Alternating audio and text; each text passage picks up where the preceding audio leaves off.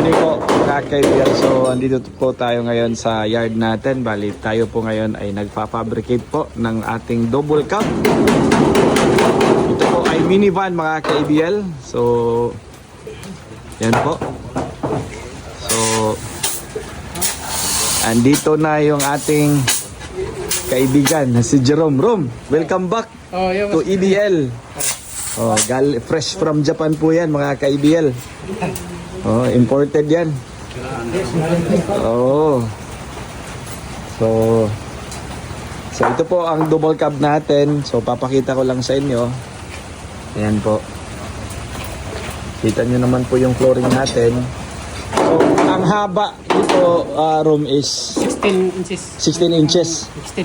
Extend natin dito. So from here dito sa cutting natin room, mga yung cargo bed nito, yung cargo box niya, ilang kuha na yung haba from here. Yan, yung haba niyan is 41 bas. 41 inches. 41 inches. Yan, 41 inches. So 41 inches na po mga kaibigan. So dako-dako na gid siya mabutangan gud. Di ba Rom? Taas na. Ayan po. So yan po talaga yung actual natin ha mga kaibigan ha. So hindi to ang pagbibuild po ng double cab, hindi po to madali. Baka imagine na from van gagawin katulad nito po. Ito po ay van. Ayan, van po ito mga kaibigan. Tapos ginawa nating double cab. Ayan, double cab. Ayan, double cab po yan. Gagawin natin double cab.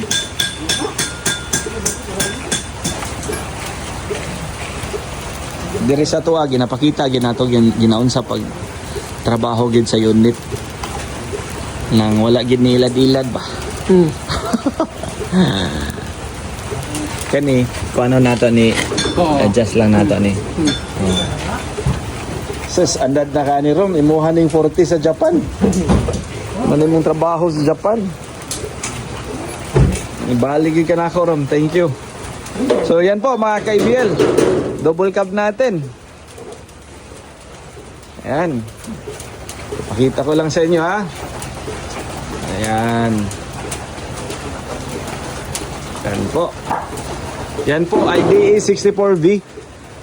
Automatic transmission po ito mga kaibigan. Yan.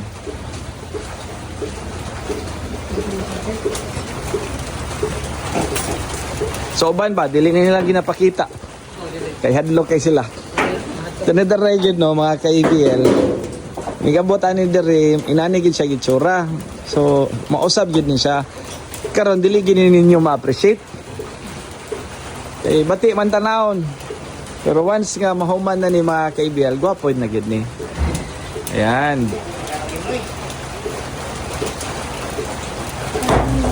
So taas na siya. Taas na siya, Rom. 16 inches ang 16 inches. Oh. Yung extension niya. So butangan pa nato ni direct additional chassis. Yan. Dito additional chassis yan mga kaibigan. Yan. palihan po na rin. Ha? Palihan. Oh. So cutting impalmihan na to na. Tapos yung mga suspension niya. Check pa natin yan lahat. Hindi to madali mag-rebuild mga kaibigan. So yung spare tire, pwede nato ibalhin po dire atras. Atras natin yung spare tire natin. Yan po. Para hindi naman mahirapan. Yan, mga kaibigan.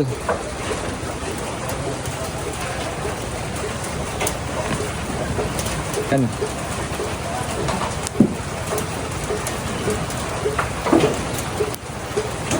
Check na to ha. Ang acetylene. Very nice. James.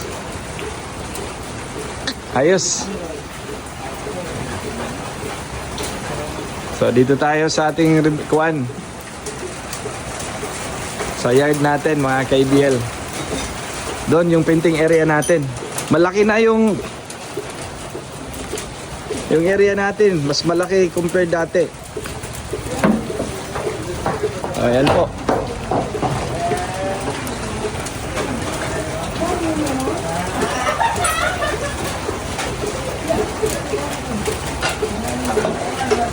Jay, okay ka lang dyan, Jay?